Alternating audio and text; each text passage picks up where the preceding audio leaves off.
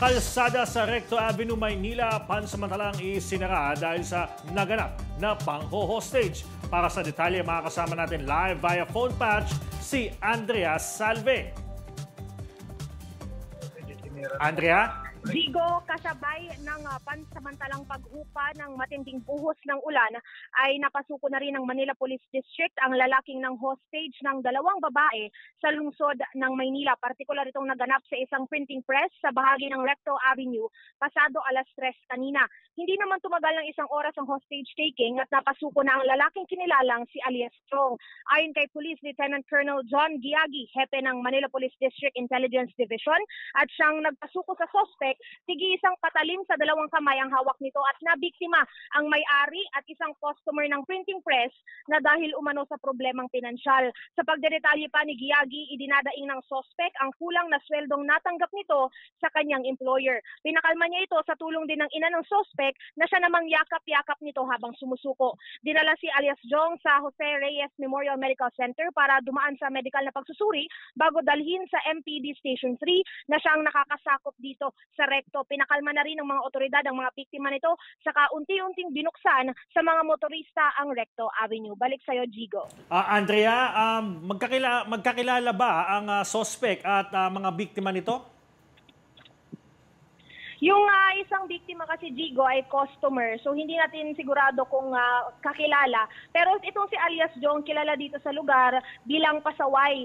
Sa katunayan, ayon kay Police Lieutenant Colonel Giagi, nanggaling na ito sa kulungan kasi may sinaksak nung nakaraang araw at tumakas lang. So ngayon, tinitingnan nila kung ano pa yung mga posibleng kakaharaping kaso nito ni alias Jong kung sakaling mag-decide na magsampa ng kaso itong kanyang mga biktima. Yes. Andrea, nabanggit mo kanina na isa sa mga dahilan ay yung kulang ang nakuhang sahod sa kanyang employer. Maliban doon, meron pa ba kayong nakuhang sagot kung bakit o rason kung bakit nagawa ito ng suspect?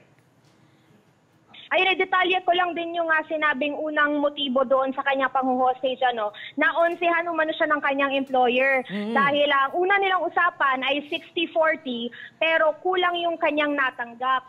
Yung pananaksak niya naman kamakailan ay dahil naman sa babae. Problema niya sa kanyang nobya o asawa, hindi pa tukoy sa ngayon. Pero yun yung naging motibo ng pananaksak niya nung nakaraan. So dyan naglalaro yung mga anggulo ngayon ng pulisya sa kanilang investigasyon. Ayun. Andrea, ito gustong malaman ng mga kababayan natin kung may impormasyon ka ba sa naging negosasyon ng pulisya at suspect para sumuko ito. Sa pakikipag-negotiate, ito kasing si Police Lieutenant Colonel Giagi, nung nalaman niyang impormasyon, agad siyang pumunta dito at sinubukan kilala niya. Kinumpirma niya na kilala niya itong si alias Jong at dahil nga nabanggit ni Jong na problemang pinansyal yung kanyang idinadaing na nakipagnegosasyon itong si Police Lieutenant Giagi na siya muna ang magbibigay nung kulang na pera na hinihingi nito ni alias Jong. So ngayon iniabot niya sa nanay ni alias Jong para makita nito at sa kanya sinabi na yakapin mo ako at walang mangyayari sa'yo. So ibinaba ni alias Jong yung mga dala niyang patalim at saka sumama na kay Colonel Giagi. Yes. Andrea, last na lang, kamusta na ang lagay ng trapiko dyan sa Recto Avenue? Balik naman na sa normal, pinapadaanan na ngayon ang Recto Avenue. Kanina, Jigo, sobrang bagal ng daloy ng traffic dito sa Rizal Avenue. Kasi nangyari yung hostage taking sa mismong crossing malapit lang sa crossing ng Recto at Rizal. So ngayon, bumalik na sa normal yung daloy at binuksan na rin sa mga motorista itong Recto Avenue. At ulat panahon lang din, Jigo, mabanggit ko na lang din, bumalik na yung ulan. So sa mga kaabante natin na bumabiyahe ngayon dito sa lungsod ng Maynila, sobrang lakas po ng ulan. Kaya sana nakapagdala sila ng mga payong na panangga. Ayun. Maraming salamat, Andrea Salve, live mula dyan sa Recto Avenue, Manila.